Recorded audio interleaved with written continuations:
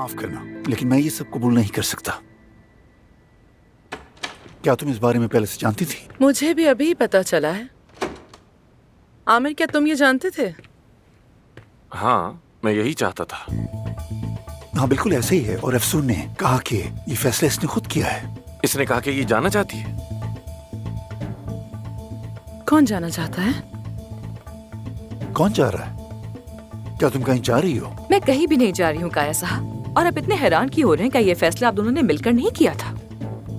कौन सा ऑपरेशन का फैसला? जी नहीं, मुझे वापस भेजने का। एक मिनट, कौन वापस भेज रहा है तुम्हें? मैं किसी को नहीं भेज रहा। एक मिनट, कुछ समझ नहीं आ रहा। ये मीटिंग क्यों बुलाई गई है? अफसून एक फेस ट्रांसप्लांट करना चाह रही है, वो भी फ्री ऑफ कॉस्ट।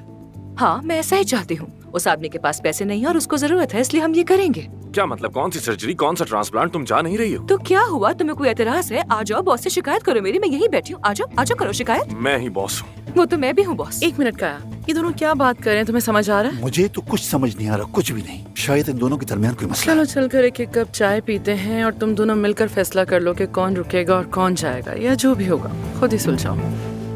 हाँ चलो, गर्मा गर्म चाय पीते हैं। वैसे भी कुछ समझ नहीं आ रहा।